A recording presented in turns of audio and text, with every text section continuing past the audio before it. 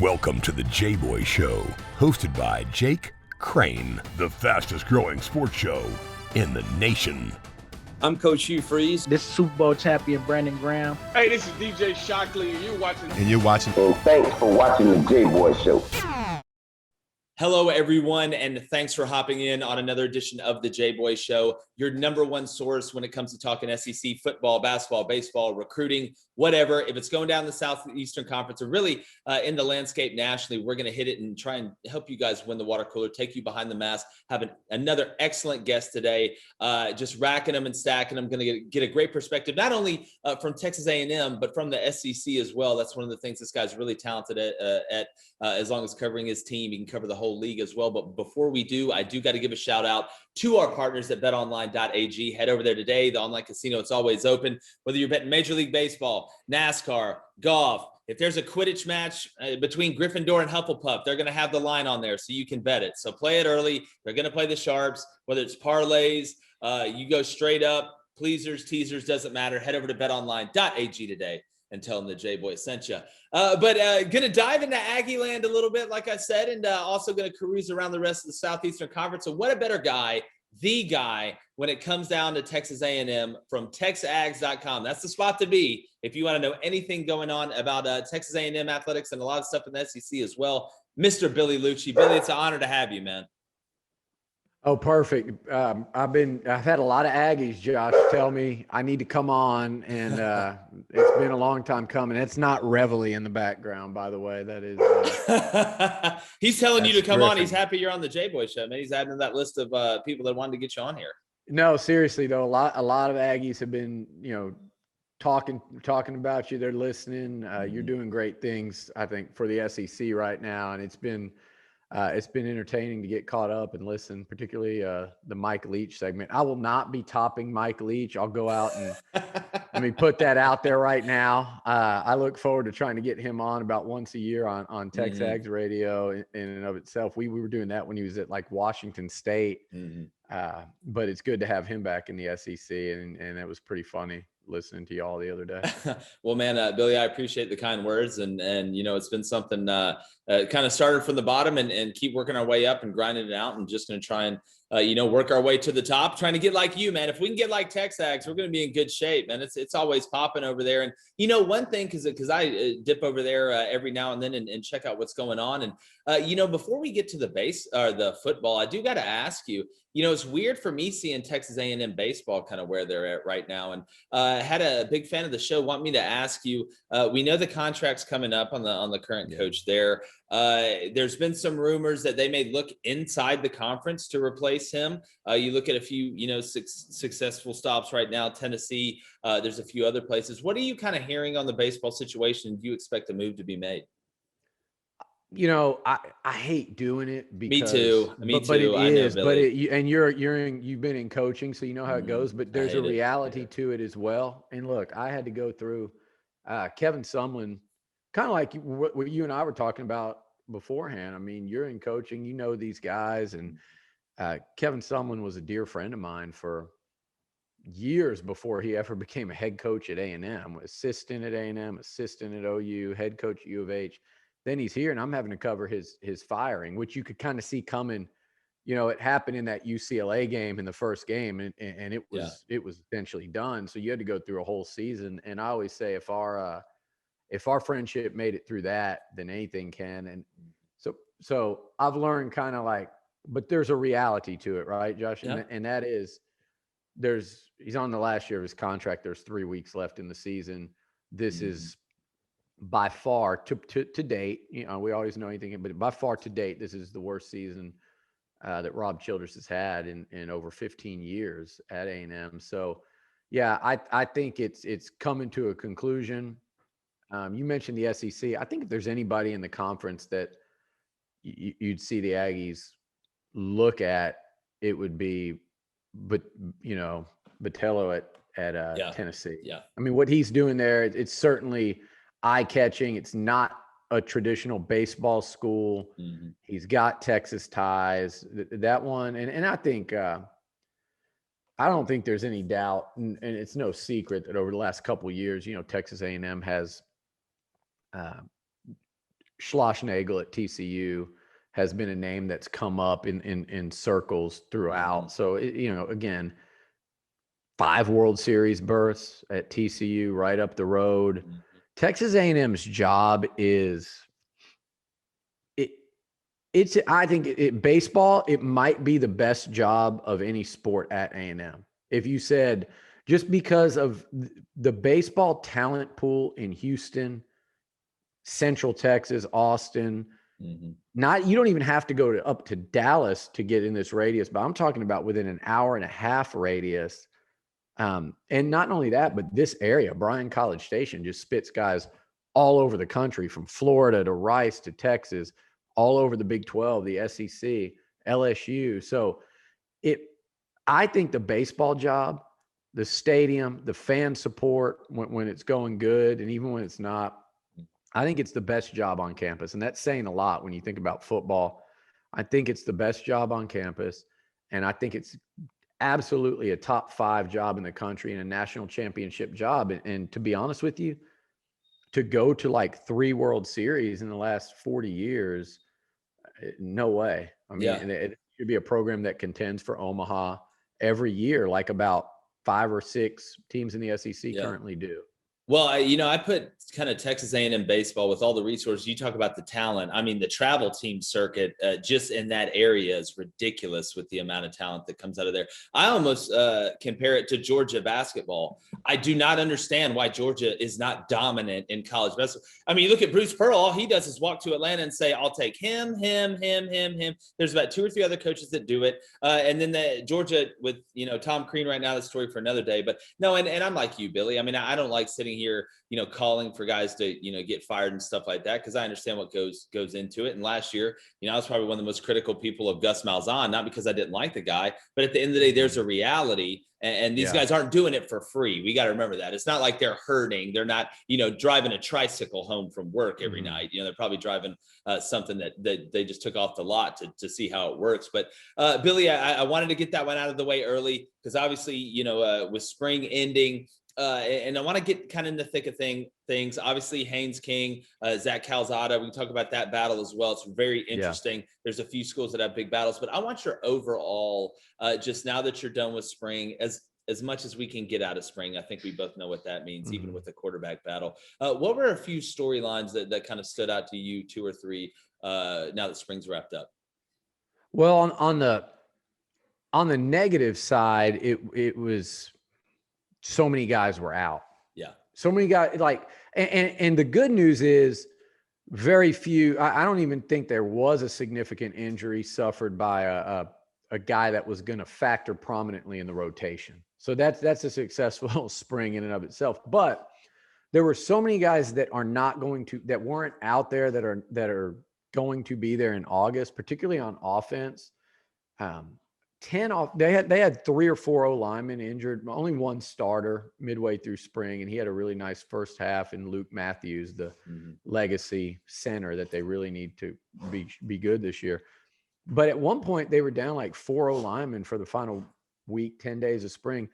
They've got 6 new ones coming in, including 5 true freshmen and the Tennessee transfer Jameer Johnson, who started for him at tackle last year and needs to start at A&M this year. That he's going to have to be a good one.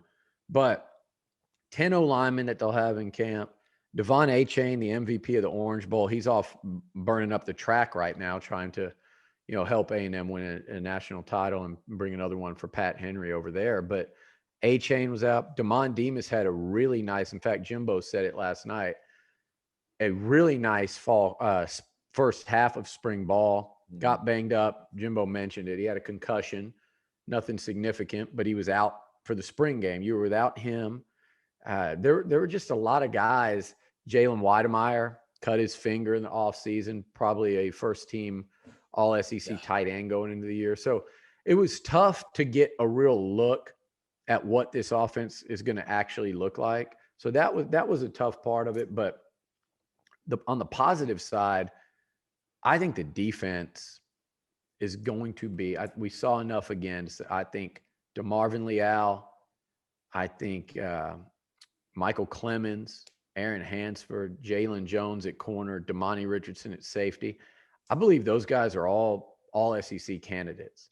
And I think DeMarvin Leal has a chance, Josh. I've watched him, and I've watched him for 2 years. I watched him in high school. I know you knew about him coming out as a 5-star. He reminds me so much of a Jonathan Allen up there. And he's not playing for the Alabama defense, so the hype's not. I think the guy could be a top 5, top 10 draft pick. Absolutely. Yeah. After this coming season, he looked like a star. And I think this will be Mike Elko's best defense. That was the other thing. And then at quarterback, here's the deal. 2 years ago, I was told they really held back Kellen Mond as a runner because all they had behind him was a true freshman from Georgia in Zach Calzada, who wasn't ready to win you a game in the SEC as a true freshman. Last year, it was Kellen, and he was backed up by Haynes King. He was a little further along than Zach was as a true freshman, so they let Kellen run more, and he was able to do more stuff. This season, though, I think they feel better about the 1-2 at QB. In other words, they've seen enough this spring to say, we got 2 guys that can win for us in this conference. And they feel better about the position today in terms of depth than they did either of the 2 seasons before that. So that was pretty significant development after getting to watch both those guys for 15 practices. Yeah, and I think you encapsulated it perfectly. There's a few things you hit on there that I think, would be interesting to delve into. We talk about the offensive line. Texas A&M last year, when I think of Texas A&M, I don't think about Kellen Mond right off the top of my head. I think about how dominant and how physical that offensive line was, and really how Texas A&M, once they got you in that second half, I said they're like a python. They just squeezed you to death in that second half and just kind of ran it down your throat, ran the clock to put you away. Kind of similar to what Alabama used to do under Nick Saban before they kind of had, there's this offensive renaissance in college football. Replacing that's going to be tough. We know they return a couple guys. You mentioned some of the young guys. You saw Wyckoff out there as well. And Jimbo knows you got to have a hell of an offensive line to be good in this conference. Jameer Johnson has to come in and be a factor at tackle, like you said, but at least he has experience. Do you think they'll be able to I don't think comparing this offensive line to last year's offensive line and that dominance is fair. Do you think they can get close to that point? Do you think they can be kind of the anchor of the offense? Because that's what they were last year to me. Yeah, in a perfect world, Josh, I say perfect, like it's unattainable. Perfection's unattainable in football and really sports generally, as we know. Best case scenario, like feasible scenario. Yeah, I don't think they can be as good as last year's because experience is everything. Look, Dan Moore got drafted in the 4th round. So what you had out there was a future first rounder as a sophomore in Kenyon Green. Mm-hmm. And then you had a 4th rounder, and then you had 3 guys that are undrafted free agents. So it wasn't overwhelming talent. Now it was grown men. It reminded me of some of those Missouri O-lines from early on when they were in the SEC. When they had those first couple of really good seasons, they had all those guys from like Montana and North Dakota and those big strong men. Siberia. Yeah, it reminded me of Kentucky's O-line a couple of years ago with Benny Snell. They were just veterans that had played a ton of SEC football. I watched those guys in the swamp trying to block, Florida's D-line and just getting worked to Kellen's freshman year. I don't know how A&M won that game, but they did. I watched them a year later in the second game trying to block Cleveland Farrell in that Clemson D-line, and you had him 2 more years after that. So that was so much to do with experience in the system and just saying, hey, we've blocked Simmons and Sweat and, Josh Allen and Cleveland Farrell, all these guys, just been there, done that. Yeah. These guys won't be able to say that, but they're going to be more physically gifted and talented. Akinola Ogunbiye, a late flip from Sam Pittman in Georgia. A couple, he's going into his 2nd year. I think he'll start, and I think he's special. I don't know if he'll be in year 1 as a starter, right? Mm-hmm. Kenyon Green, 1st rounder. Layden Robinson, Cole Kubelik made such a big deal about it. He called me that next morning, like, who the hell is this guy? He was killing guys out there, man, when he came in.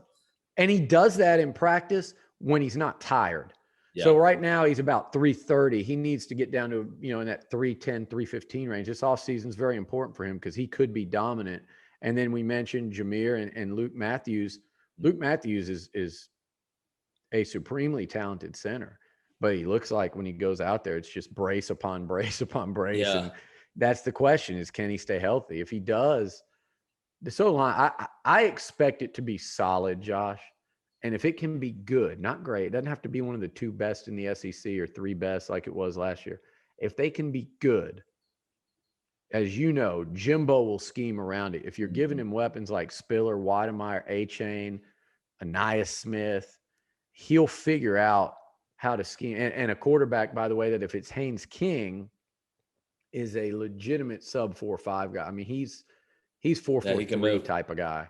So Jimbo will figure out, they'll move the ball and they'll have, I think, quite a bit of offensive success. And like you said, sometimes it's going to look like the Python or the Anaconda or whatever. It's not going to be, the prettiest thing. And I'm sure we're going to talk about that in a minute is how does it open up? What do they need to have happen? Yeah. And, but before we get, kind of to the halfway point, I did want to ask you, because I've said on this show multiple times, and this isn't a knock on Kellen Mond. I know Jimbo doesn't want to turn around and hand it off every time. Now, listen, it's great. And you're winning and doing stuff like that. But deep down, he's a quarterback. And I just know those guys, as OCs and play callers. But I think it's looking at it from the vantage point of playing against A&M, it's almost scarier to me with, having a guy like Haynes King, not that Kellen Mond couldn't run, but if they had a guy that could run, that in my opinion, they trusted 100% to be able to throw the ball toward the end of the game, because I still think Jimbo protected Kellen toward the end of the games last year. I mean, we can go back and look at clips of stuff in Kellen's past, but you go back to the Auburn game, and I keep going back to that. He throws what should have been a pick that would have maybe iced the game, goes through his hands, right into Weidermeyer's hands. That's just how it rolls sometimes in the game of football. But do you think that you'll see an offense, if it's Haynes King, and I'm going to ask you who you think at the end is going to win the job, but if it's a guy that can move, do you think they're going to open the offense up a little bit more? And what I mean by that is, you get some more sprint out, you get some more RPO, you may get a little more quarterback run game and really open up the passing game, not only vertical, because Kellen could do that, but intermediate, short as well. I absolutely think they're going to do that, Josh. And I go back even to what I was saying earlier. If it is Haynes, the confidence they have in Calzada will allow them to do that, to say, hey, we're going to run the whole deal. And I heard they asked him during the Alabama game last game 2, when he was going in that blowout in the fourth quarter. What do you know? What are you comfortable running? And you know how complex an offense this pro style offense is. And he said, I know everything. I can run whatever you want. Let's go. And it's that, like, I think this is a guy that no one around the SEC knows about. And I think he's a guy, I've watched him since he was in high school. I know you followed him because that was a high profile SEC recruitment. That was A&M Tennessee there. He's a guy that will be better in games than he is practice for 2 reasons. Number one, I just think the dude's a dog. He's a competitor. He's a winner. He raises up the level of guys around him. And number 2, he can't run in the spring. I had so many conversations with Johnny where Johnny was like, it would drive me crazy because there were some days that Jamil Showers he threw the ball better in a lot of practices prior to, my redshirt freshman year in a new offense. So he threw it better sometimes. He said, and I would sit there and run and they'd give me 8 yards. And I'm like, that's a house call. Like, that guy's not tackling. And so we won't really see what Haynes can truly do until he's out there in a game. And like you said, they're running those RPOs. They're getting him on the move, throwing on the move, running the ball, in the designed run game. And what he does really well is scramble.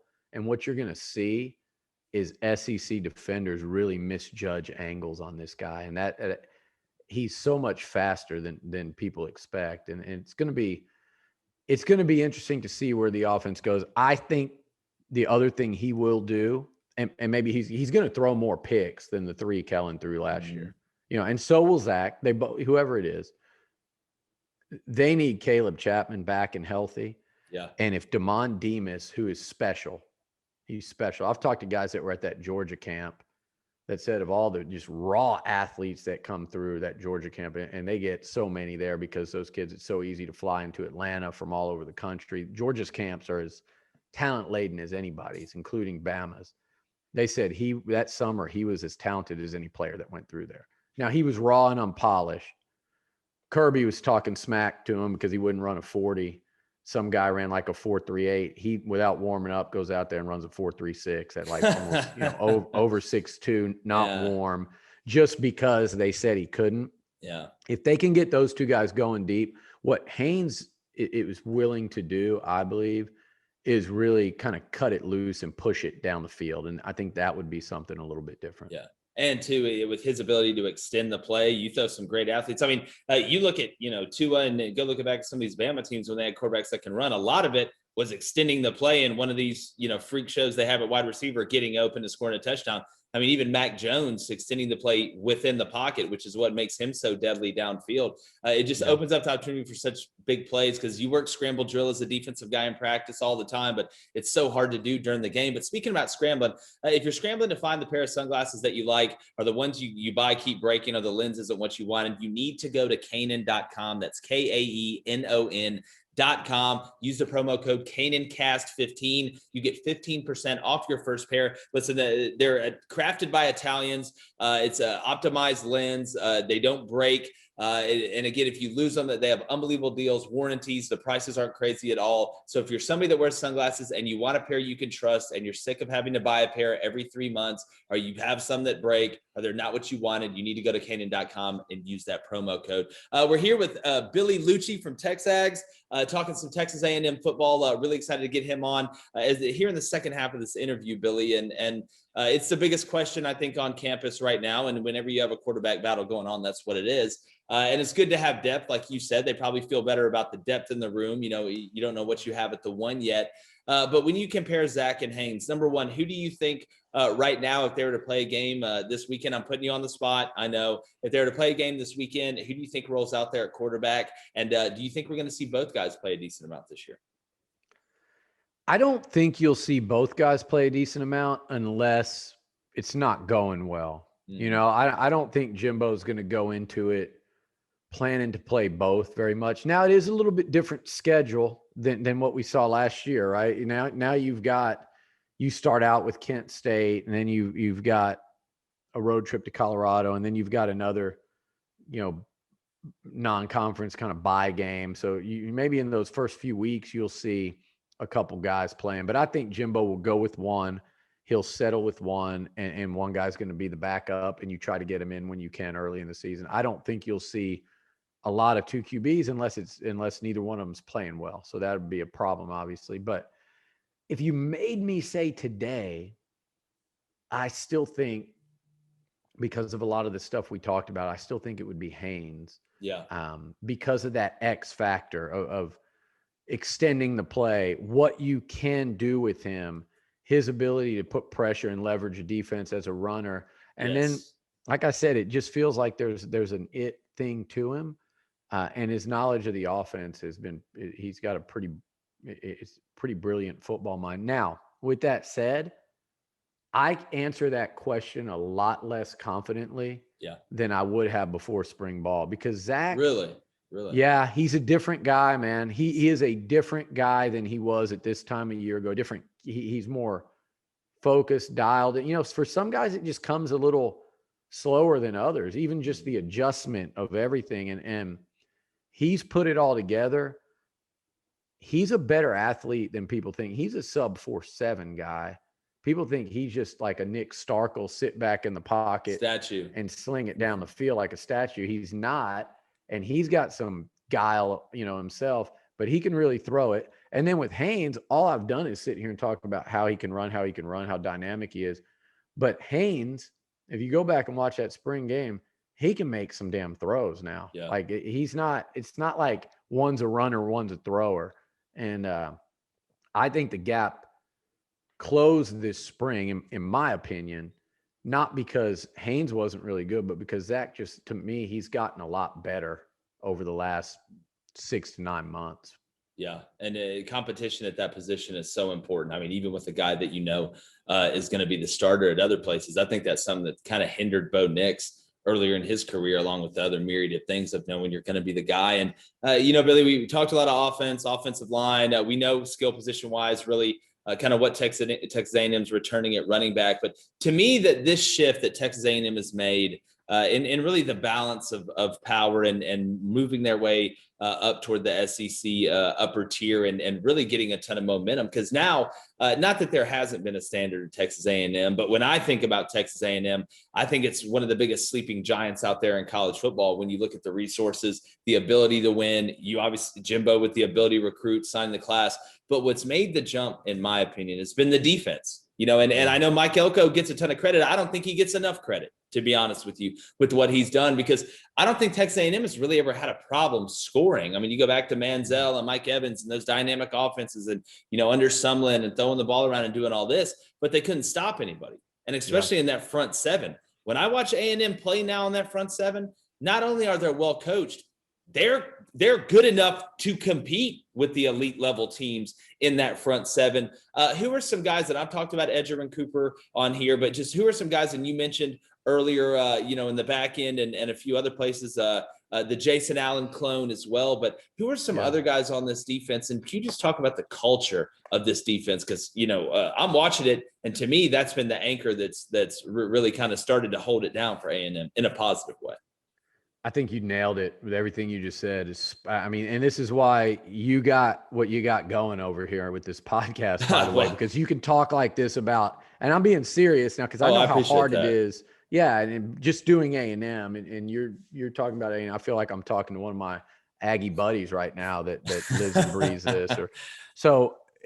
But you're spot on, man. And the thing is, I talked to an NFL head coach a couple weeks ago, and he said, man, when I watch A&M now versus even when they were early on in the SEC, he goes, the biggest difference is, he goes, you guys look up front on defense like Alabama and Georgia. It's like you're watching them now. And I also talked to a head coach in the SEC, said, you guys are good on tape, but man, playing you was completely different. Like just the length up front and the just how big you guys are, and the power is like, we weren't expecting that along the defensive front. Like it was way, way different than it even looked on tape. So you're starting to kind of have some shock and awe to you in the trenches, which, as you know, no matter what you do on offense, scoring, it has to start where you have to control and dominate the line of scrimmage in this conference. You damn right. And that's why A&M was 9-1 last year. They did it on both sides of the ball. That's why Bama is who they are. That's why Georgia is a threat. All the skill that LSU had, what pushed them apart is when their defense started dominating games in the second half of that season. And then it was like, okay, now no one's beating them. So I always say Jimbo built an SEC West powerhouse in Tallahassee, and now he's trying to do it in College Station, because that's what Florida State looked like year in and year out there during the about 5-year stretch. And that's what he's trying to do here. D-line wise, DeMarvin Leal, McKinley Jackson, these are guys that they beat Bama for straight up, head to head, and then they've got a 5th-year senior, Michael Clemens, who he doesn't play like it, but he plays way better than people think. He had 5 sacks through 5 games last year, but he looks like the number 1 pick in the draft. I mean, he's a monster out there. Yeah. Tyree Johnson, they've got experience, but just to give you a couple names of guys that I think could even help take this to another level, I think Jalen Jones is a future star. He started every game last year at corner. I think he's a future star, and he's going to take that turn this year. And then at safety, keep an eye on Antonio Johnson. Okay. Played well down the stretch, but he was used as a nickel.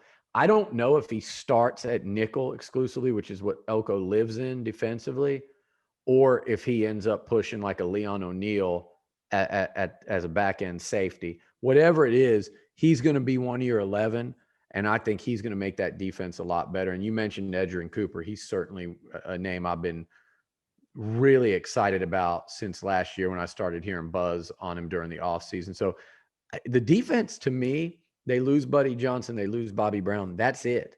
That's all they lost off the 2 deep. Here's a shocker for you, Josh. Mike Elko in 3 years at A&M. You know how many first, second round draft picks the Aggie defense has had that they inherited? I'm going to guess 0. a low number. Yeah. 0. You know how many first, second rounders they've played against on offense in 2 years? It's like 24. It's literally 24-0 of what Mike Elko's been facing. So I think that this is going to be the best defense they've had, and they led the SEC last year. Now, some of it is that ball control and the lower number of snaps, but man, they do a great job of stopping the run, and they do a great job of getting off the field. If they could get better on the back end this year, I'd say look out.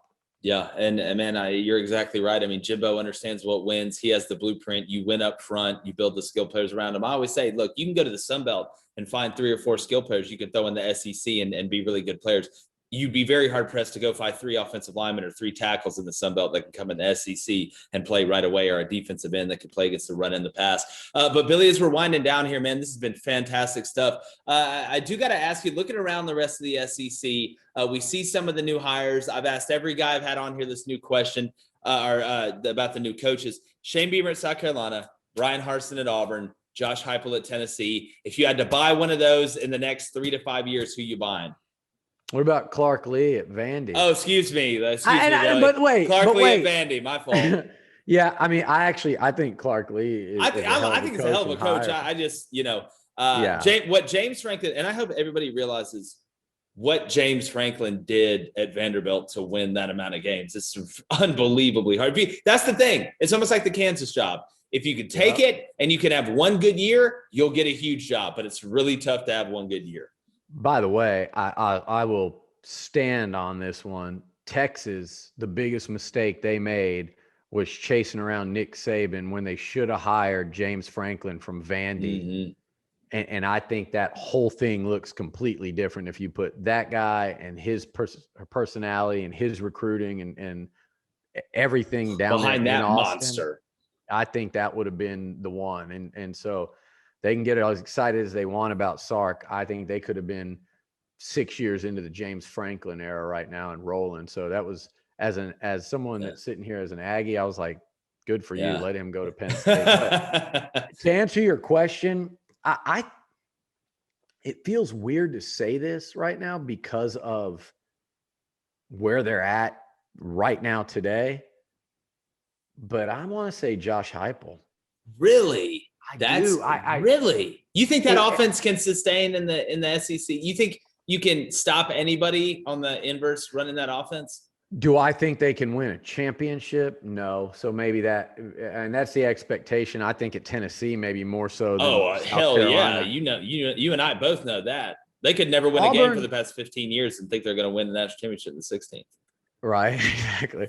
Auburn is I think Harsin and Auburn, it's like the safe pick. I think he's a quality coach. I think that's a quality hire. I think they're better positioned to win than Tennessee is right now. So I'm literally talking myself out of that. Hey, the Billy dog, do it, man. It's great stuff. Continue. Let's get to Shane Beamer. Get to Shane too. Tell me what you think about Shane. But I for whatever reason, I just have this feel on Heupel, and maybe it's because I saw it with Sumlin. Mm-hmm. And you saw it with Gus, and you saw it with Joe Brady, which was a lot different because of the talent level they had. But A&M, when Sumlin got in, I mean, look, he had Manziel, 3 first-rounders starting on the O-line, Mike Evans, Ryan Swope. I mean, there was a hell of a lot of talent on that one. But, Cliff did it. You saw Lane do it this year. So I do think he can come in. And by the way, I'm not sure that QB they got, I don't care what the rankings say. I know what college coaches think, and I know what I see on tape, and I think the kid they got from Indiana is as good. And A&M's got a great one in Connor Wigman committed. Mm-hmm. Connor Wigman now, he's got some. I still watch him. I don't know how much you've watched him. If you want to, I need to go back and watch. I need to go check him out and tell me if you see sometimes you're going to see Baker or Mahomes or Johnny. I mean, he's just a witch. He's a witch out. That's a good way to put it. He really is. But I think the guy Tennessee got out of Indiana, for 20. He's as good as any quarterback in the country in 22. I really believe that. So I'll go with Tennessee. And it might be the worst call I made on this podcast, but I'm going with it. Look, man, I respect it. And that's the great thing about this sport, Billy. We can have watched it for as long as we can. I can have coached it. You can have been around it as deep as anybody there in Aggie land. And we still don't know really what's going to happen once we kick it off. I put out my post-spring SEC predictions that, it just depends your perspective and how you feel and throw it against the wall and kind of see what sticks. But Billy, this has been fantastic, man. I really appreciate you coming on. We got to do this again, especially as we get closer to the season. I know big things are expected there in College Station. Tell everybody where they can find you on social media and where they can go find Texags because y'all have unbelievable content over that way. Yeah, it's just texags.com, TEXAGS. And we do, and we're going to, I want to get you on during the season, leading up to the season and the season. And we love talking all things SEC with obviously the major focus being Texas A&M, but it's Billy@texags.com is the email. And then on Twitter, it's just @Billy Liucci, LIUCCI. Definitely. Well, Billy, man, it's been my pleasure. Like I said, we got to do this again. I'm going to head over there to Texags, man. I may drop a post or something here in the next week, just saying what's up, but I appreciate it, brother. Stay safe out there, man. And keep it up. Love it, man. We'll get all the Aggies to listen to this. And I really appreciate you having me on. Look forward to being on again, buddy. Anytime, my friend. Appreciate you guys joining us. Make sure you head to the jboyshow.com, copy some merch. I got to throw some Billy's way. Gray hoodie or black hoodie, Billy? What are you down for? Let's go gray. Good. That one's been hot. That one's been selling like hotcakes. Perfect. But yeah, also make sure you subscribe on our YouTube channel, Apple Podcasts, Spotify, however you listen. It's been another edition of the Jboy Show, and Jboy's going. Gone. The Jboy Show is produced by David Cohn, Technical Director Dave Hammock, Creative Director David Culbertson, Audio Engineer Feyzan Shareef, Production Assistants Blaine Crain and Kyle Orr, Executive Producers Jake Crain, Vince Thompson, Steve Chamberlain, and David Cohn. Please subscribe to our YouTube channel and visit our website, thejboyshow.com, for updates regarding our newest apparel and merch designs. Win the water cooler with the Jboy Show.